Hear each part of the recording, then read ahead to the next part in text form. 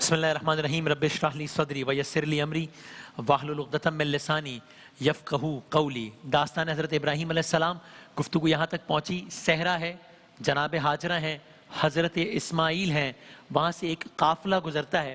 قافلے کو ایک پرندہ نظر آتا ہے۔ قافلے والے یہ سوچتے ہیں کہ پرندہ تو صحرا میں نہیں ہوتا، پرندہ تو وہی نظر آتا ہے کہ جہاں پر پانی ہوتا ہے۔ اسی تجسس میں قافلے والے اپنے میں سے 2 افراد کو بھیجتے ہیں۔ جب وہاں جا کر دیکھتے ہیں تو جناب اسماعیل علیہ السلام کو دیکھتے ہیں، جناب ہاجرہ علیہ السلام کو دیکھتے ہیں۔ پھر کیا ہوا؟ ہم نے کہا تھا کہ نشریات کے دوسرے سے ہم آپ کی خدمت میں عرض کریں گے کیا ہوا۔ قافلے والوں نے، اب یہ دیکھیے ہسٹری ہے کہ مکہ مکرمہ آباد کیسے ہوا۔ ایک صحرا تھا نا وہ، جہاں پر یہ سارا واقعہ پیش آیا جو آپ کی خدمت میں ہم نے عرض کیا تھا۔ تو آباد کیسے ہوا؟ آباد ایسے ہوا، قافلے والوں نے جناب ہاجرہ سے کہا کیا آپ ہمیں اجازت دیتی ہیں کہ ہم یہاں پر خیمہ زن ہو جائیں؟ آپ جانتے ہیں جہاں پانی ہے وہاں زندگی ہے، پانی کے اطراف میں بستیاں آباد ہوتی ہیں۔ جناب ہاجرہ نے اجازت دے دی۔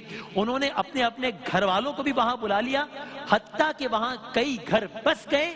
اس طرح اس مقام پر جو کہ ایک صحرا تھا، ایک نئی بستی نے جنم لیا، یہی بستی مکہ کہلائی۔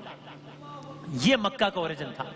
سبحان اللہ۔ جس جگہ پہ جناب ہاجرہ ٹھہری تھی وہی ان کی قیام گاہ بنی، اور کعبے کے ساتھ جو سیمی سرکل جو حتیم ہے وہی دراصل حجرہ ہاجرہ قرار پایا علیہ السلام، اور ماں اپنے بیٹے کے ساتھ وہیں قیام پذیر ہو گئی۔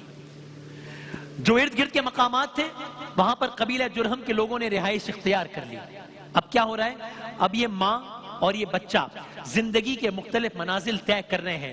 ہفتے گزرتے ہیں، مہینے گزرتے ہیں، سال گزرتے ہیں، کہ یہاں تک کہ اچانک ایک اور امتحان اس خانوادے کا، اس خاندان کا منتظر تھا۔ وہ ایک اور امتحان کیا تھا؟ وہ ایک اور امتحان یہ تھا کہ وہ باپ یعنی کہ ابراہیم علیہ السلام کہ جو سالوں پہلے اس ماں اور اس بیٹے کو صحرا میں، تپتی دھوپ میں، ریت میں، بیابان میں، سنگلاخ پہاڑوں کے درمیان بحکم خدا چھوڑ کر گیا تھا، اس باپ نے اب ایک خواب دیکھا۔ خواب کیا تھا؟ خواب یہ دیکھا کہ وہ بیٹا کہ جو سالوں کی دعاؤں کے بعد پیدا ہوا تھا، باپ نے خواب یہ دیکھا کہ اپنے ہاتھوں سے اسی بیٹے کو ذبح کر رہا ہے۔ اب یہ میرا اور آپ کا کسی عام انسان کا خواب نہیں ہے، یہ ایک نبی خواب دیکھ رہا ہے۔ نبی کے خواب کا بھی اپنا درجہ ہے۔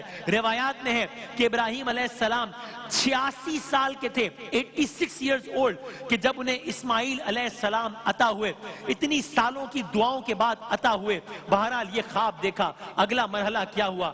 باپ اپنے بیٹے کے پاس آیا، باپ نے اپنے بیٹے سے اس خواب کا ذکر کیا۔ سوچئے ہمیں اپنی اولاد والے سمجھیں گے بات، اولاد سے ذرا سی کوئی سخت بات کرنی ہو، ذرا سی کوئی چھوٹی سی بات کرنی ہو، کسی علاج، کسی بیماری سے متعلق بات کرنی ہو تو کتنا مشکل ہو جاتا ہے۔ اس باپ نے کس انداز سے اس بیٹے کو بتایا ہوگا کہ میں نے یہ خواب دیکھا ہے کہ میں تمہیں ذبح کر رہا ہوں۔ باپ بیٹے کا یہ مکالمہ قرآن مجید میں درج ہو گیا۔ آیات کے الفاظ سنیے کہ کیا ڈائیلاگ ہوا باپ اور بیٹے کے درمیان۔ حضرت ابراہیم علیہ السلام نے فرمایا یا بنیا، اے میرے بیٹے، میں خواب دیکھتا ہوں کہ گویا تم کو ذبح کر رہا ہوں، تم دیکھو کہ تمہاری کیا رائے ہے۔ اسماعیل علیہ السلام نے جواب دیا، جواب بھی قرآن مجید میں درج ہے، کہا یا ابتا، اے بابا جان، آپ کو جو حکم ہوا ہے وہی کر دیجئے۔ اللہ نے چاہا انشاءاللہ من الصابرین، اللہ نے چاہا تو آپ مجھے صابروں میں پائیں گے۔ کیا کہنے ہیں حضرت ابراہیم علیہ السلام کے، کیا کہنے ہیں حضرت اسماعیل علیہ السلام کے۔ آیت آگے چلتی ہے، ایک اور آیت کا ترجمہ ہے، باپ نے بیٹے سے کہا، بیٹے نے باپ سے کہا، پھر کیا ہوا؟ ایک اور آیت کا ترجمہ ہے، جب دونوں نے یعنی کہ باپ اور بیٹے نے، جب دونوں نے حکم مان لیا اور باپ نے بیٹے کو ماتھے کے بل لٹا دیا۔ اللہ اکبر۔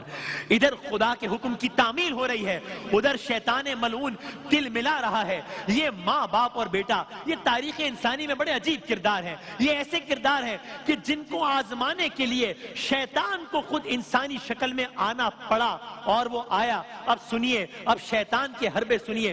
پہلا حربہ سنیے، حضرت اسماعیل علیہ السلام کے پاس آیا، اس بچے کے پاس آیا کہ جسے ذبح کیا جانا ہے، اور گویا شیطان کیا کہہ رہا ہو جیسے ناصح بن کے اپنے طور پہ اسماعیل علیہ السلام کو سمجھانے لگا، گویا کہہ رہا ہو اے بیٹا تم خود سوچو، ارے کوئی باپ اپنے بیٹے کو ذبح کر سکتا ہے؟ ارے پھر سوچو اگر تمہیں ذبح کر بھی دیا تو اس سے تمہیں کیا فائدہ ہوگا؟ تم زندہ رہو گے، عبادت کرو گے، ریاضت کرو گے، نیک کام کرو گے، ذبح ہو جاؤ گے، سارا سلسلہ ختم ہو جائے گا۔ بڑے ماں باپ کا بڑا بیٹا تھا، سمجھ گیا کہ چیزوں کی اہمیت نہیں ہوتی، جان کی اہمیت نہیں ہوتی، مال کی اہمیت نہیں ہوتی، اہمیت ہوتی ہے تو اللہ کے حکم کو ماننے کی ہوتی ہے، اللہ کی رضا میں راضی رہنے کی ہوتی ہے۔ بس بیٹا کچھ نہ بولا، بیٹے نے ایک عمل کیا۔ کیا عمل کیا؟ کچھ نہ بولا، ایک عمل کیا، کنکریاں اٹھائیں اور شیطان پر دے ماری۔ ان کنکریوں کا مارا جانا تھا کہ قیامت تک ہر سال اسی مقام پر کروڑوں اربوں انسان اس بیٹے کے عمل کو دہراتے رہیں گے، آج بھی کنکریاں ماری جاتی رہیں گی۔ شیطان کا پہلا حربہ ناکام ہوا۔ دوسرا حربہ سنیے، یہ ناکام شیطان، یہ نامراد شیطان اب اس ماں کے پاس پہنچا۔ دیکھیے ماں کے لیے تو جب کسی کوئی اولاد دنیا سے چلی جائے تو ماں کو فوراً بتایا نہیں جاتا، ماں کو بڑا بہلا پھسلا کے بتایا جاتا ہے کہ ارے کہیں ماں یہ سن کر ہی اسے کچھ نہ ہو جائے۔ ماں کا تو آپ کو سب کو علم ہے کہ ماں کی کیا عظمت ہے، ماں کا کیا مرتبہ ہے، ماں کے کیا جذبات ہیں۔ ماں کے پاس پہنچا، جانتا تھا کہ ماں کی ممتا سب کچھ قبول کر سکتی ہے، اپنے بچے کی موت کیسے قبول کر سکتی ہے۔ ماں کو سمجھایا، کیسے سمجھایا؟ گویا کہہ رہا ہو دیکھو دیکھو تمہارا شوہر کیسا ہے، دیکھو تم اچھی بلی زندگی گزار رہی تھی کہ اس نے اچانک ایک دن تمہیں اس وادی میں لا کر چھوڑ دیا، اچانک ایک دن تمہیں تپتی ریت پہ چھوڑ دیا، پھر تم پر اللہ کا کرم ہوا اور یہ چھوٹی سی بستی بچ گئی، تمہارے بچے کی جان بچ گئی، پھر تو تمہارا شوہر تمہارے بچے کی زندگی کے ایک بار پھر در پہ ہے۔ کل بیابان میں چھوڑ گیا تھا، آج ذبح کرنے جا رہا ہے۔ پہلے تو پانی کے ایک چشمے نے تمہارے بچے کی جان بچا لی تھی، اب تو وہ اپنے ہاتھوں سے اسے ذبح کرنے جا رہا ہے، اب تو اس بچے کے بچنے کا کوئی امکان نہیں ہوگا۔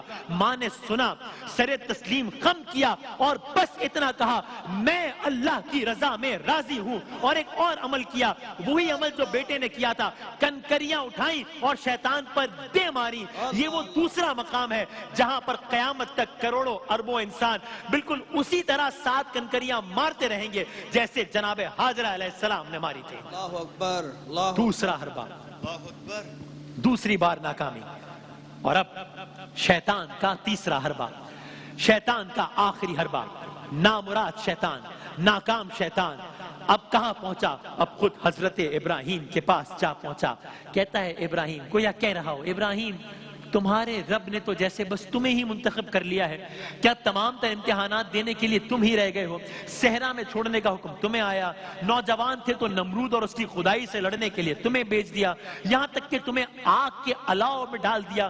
ارے تمہیں تمہارے رب کی راہ میں اپنے شہر اور خاندان سے نکلنا پڑا، تمہیں تمہارے رب نے اب یہ حکم دے دیا ہے کہ اپنے معصوم بچے اسماعیل اور اس کی ماں ہاجرہ کو بے آب و گیا وادی میں اکیلے چھوڑ دو، تم نے یہ بھی کر دیا۔ اب تمہارا رب تم سے کہہ رہا ہے اپنے بیٹے کو، اس بیٹے کو جو سالوں کی دعاؤں کے بعد اس دنیا میں آیا ہے، اس بیٹے کو اپنے ہاتھ سے ذبح کر دو۔ شیطان جو اپنے رب کے ایک حکم یعنی آدم کو سجدہ کرنے کو بھی اپنے اوپر گراں سمجھتا تھا اور اس سے انکاری تھا، وہ کیا جانے کہ رب کی رضا کیا ہوتی ہے، وہ کیا جانے کہ رب کی رضا میں مر مٹنا ہی اصل میں حیات ہے۔ بس شیطان، بس کنکریاں ابراہیم علیہ السلام کے ہاتھوں بھی شیطان پر برسی، شیطان مکمل طور پہ نامراد ہو گیا۔ اللہ اکبر۔ تینوں افراد نے یہ تینوں حربے ناکام بنائے اور آج تک یہ عمل دہرایا جاتا ہے، 7 کنکریاں ماری جاتی ہیں۔ بہرحال واقعے کو تمام کرتے ہیں۔ ہم نے یہاں پر چھوڑی تھی آیت کہ جب دونوں میں بات ہو گئی تو پھر لٹا دیا گیا بچے کو، بچہ ماتھے کے بل لٹا دیا گیا، چھری تیز کر دی گئی، آنکھوں پہ پٹی باندھ دی گئی کہ جوان بیٹا ہے، بڑا سخت منظر ہے۔ اور پھر آسمان نے، پھر چشم فلک نے وہ منظر دیکھا کہ ایک باپ اپنے ہی بیٹے کو ذبح کرنے کے لیے چھری چلانے کا ارادہ کر رہا ہے، چھری چلانے والا ہے. ذرا صرف اس منظر کو سوچئے کہ بیٹا ہے اور چھری ہے اور باپ ہے. بیٹا زیر خنجر ہے، باپ کے ہاتھ میں خنجر ہے، ہاتھ چلتا ہے، خنجر چلتا ہے. باپ کے ہاتھ سے بیٹے کی گردن پر قربانی کرنے والا کون ہے؟ ابو الانبیاء ہے. قربان ہونے والا کون ہے؟ ابو العرب ہے. حلق پر چھری پھیری مگر کچھ کٹ نہ سکا. اس وقت ندا آئی ابراہیم، اس وقت ندا آئی، اس وقت آواز آئی، اور اس آواز کو قرآن مجید میں اللہ تعالیٰ نے بیان کیا. آواز آئی، یا ابراہیم قد صدقت الرؤیا، اے ابراہیم آپ نے خواب سچا کر دکھایا. اللہ اکبر. اے ابراہیم آپ نے خواب سچا کر دکھایا. چھری چل گئی. یہ الگ بات ہے کہ آسمان والے نے اس بیٹے کی جگہ دوسرے ذبیحہ کو فدیہ بنا دیا. اللہ اکبر. اور جمہور علماء فرماتے ہیں کہ اسماعیل علیہ السلام کی جگہ ایک مینڈھا ذبح ہوا تھا. بس اس حج پر آپ جو لوگوں کو رمی جمرات کرتے دیکھیں گے تو انہی باپ بیٹا اور ماں کی پیروی میں کرتے ہیں. اور انشاءاللہ ہم اب سے ایک دن بعد بدھ کے روز 21 تاریخ کو عید الاضحیٰ کے موقع پہ اور کروڑوں اربوں لوگ جانوروں کی قربانی کریں گے تو وہ اسی باپ اور بیٹے کی قربانی کی پیروی میں کریں گے. اللہ تعالی ہم سب کو حقیقی معنوں میں فلسفہ حج، فلسفہ قربانی، فلسفہ حیات حضرت ابراہیم اور ان کے خانوادے پر چلنے کی توفیق عطا فرمائے انشاءاللہ. وقفے کے بعد مناجات سے نشریات کا اختتام.